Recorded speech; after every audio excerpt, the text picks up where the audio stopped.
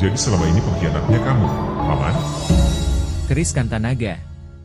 Pusaka Kantanaga adalah sejenis senjata tusuk atau sunduk namun bukan keris peninggalan Sunan Gunung Jati dari Prabu Cakraningrat yang dibawa Nyimas Gandasari saat Perang Cirebon melawan Galuh sekitar tahun 1479 Masehi.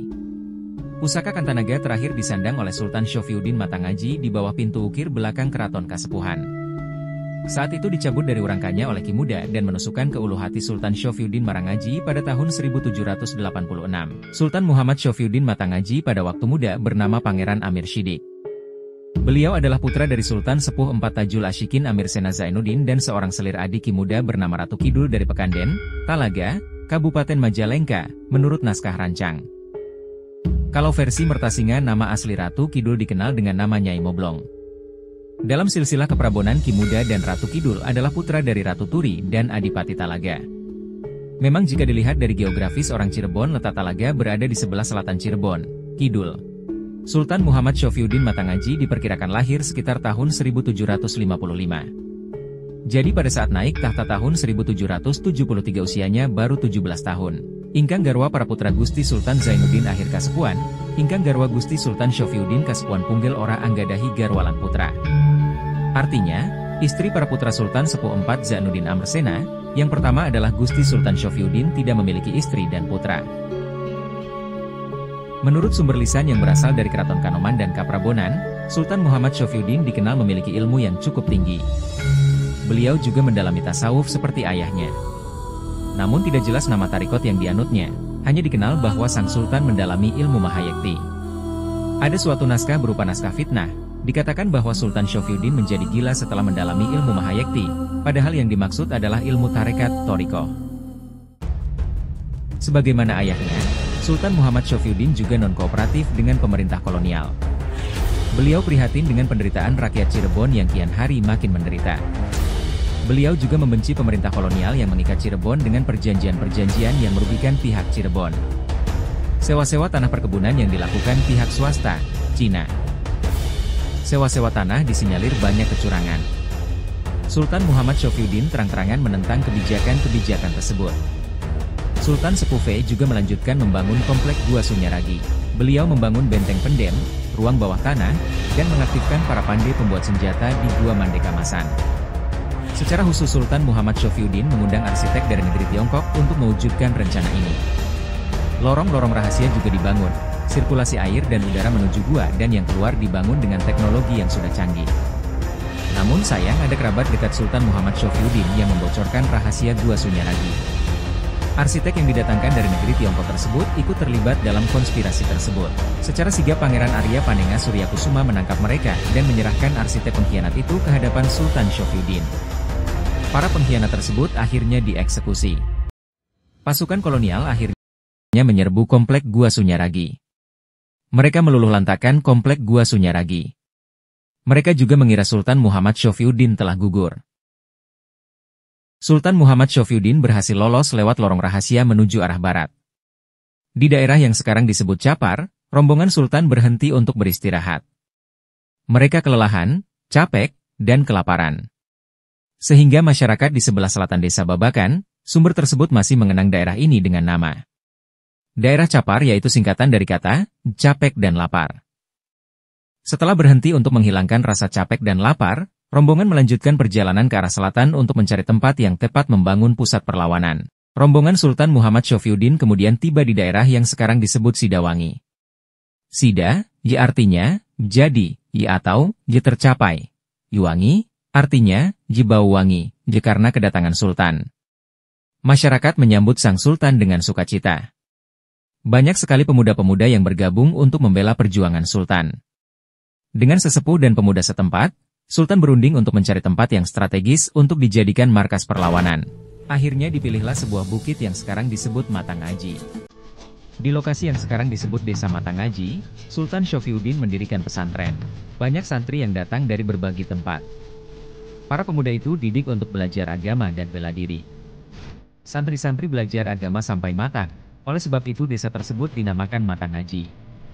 Matang, y artinya, y mapan, y sementara, y aji, j berasal dari kata, jingaji, j yang artinya belajar.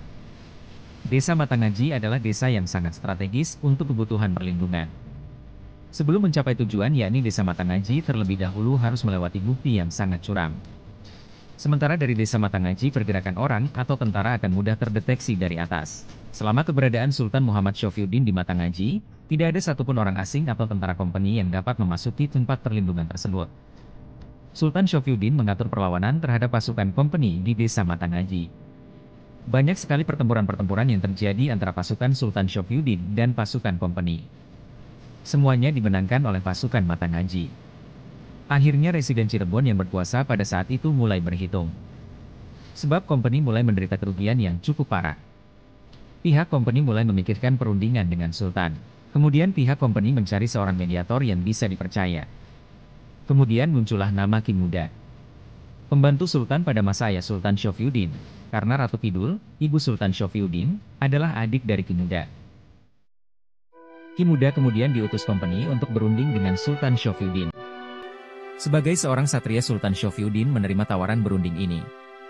Walaupun para sesepuh keraton dan penasehat Sultan meragukan iktikat baik dari kompeni, namun Sultan Syafiyuddin berangkat juga. Dengan diiringi 40 pengawal, pasukan Panyutra Kang Patang Dasa, Sultan Syafiyuddin pergi menuju keraton Kasepuhan. Sesampainya di alun-alun Sanggabuana, Sultan Syafiyuddin berhenti. Kemudian menengok ke arah Masjid Sang Cipta Rasa. Sultan Syafiyuddin masuk ke masjid untuk menunaikan sholat. Begitu Sultan melaksanakan sholat, pasukan kompeni telah disiapkan segera menembakkan senjata ke arah pasukan Panyutra dan Sultan. Hampir semua pasukan pengawal Sultan tewas. Pasukan yang selamat melarikan diri menuju Trusmi. Mereka bergabung dengan pasukan Baksa. Pasukan kompeni segera mengepung Masjid Sang Cipta Rasa. Setelah selesai sholat betapa kagetnya Sang Sultan melihat pembantaian para pengawalnya ini.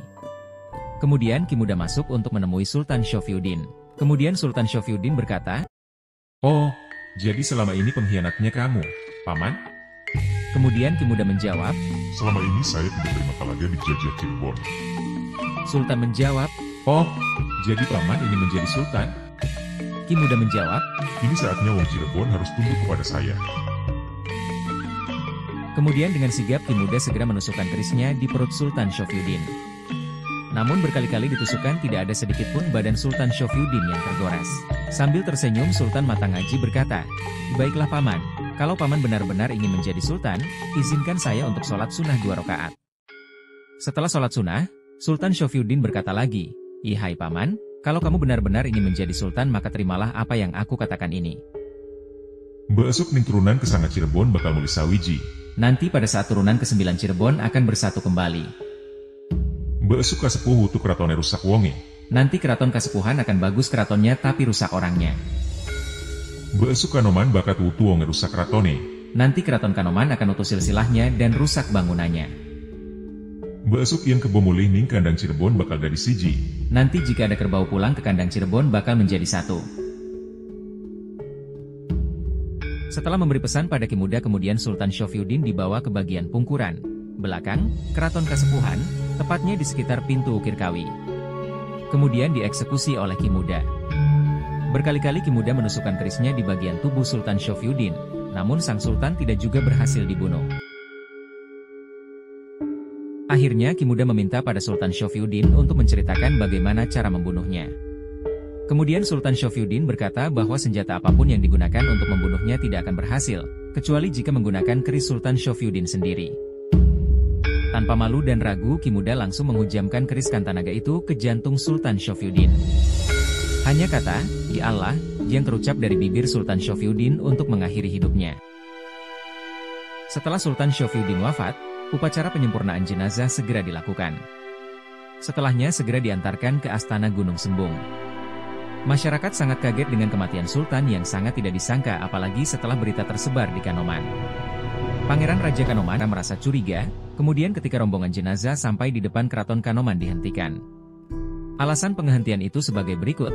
1. Mengapa upacara penyempurnaan dilakukan secara tertutup? 2. Mengapa proses pemandian jenazah tidak dilakukan oleh orang-orang kaum dari Masjid Sang Cipta Rasa?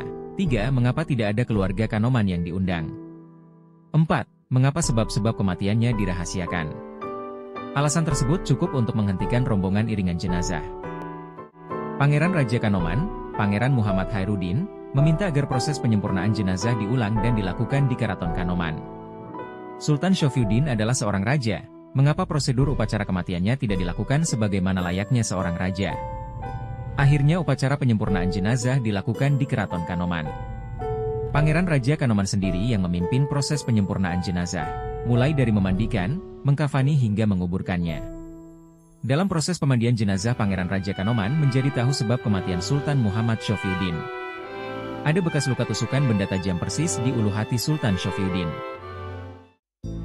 Setelah memahami sebab-sebab kematian Sultan Syafyuddin, kemudian jenazahnya diantar ke peristirahatan terakhir di Astana Nurgiri Ciptarengga.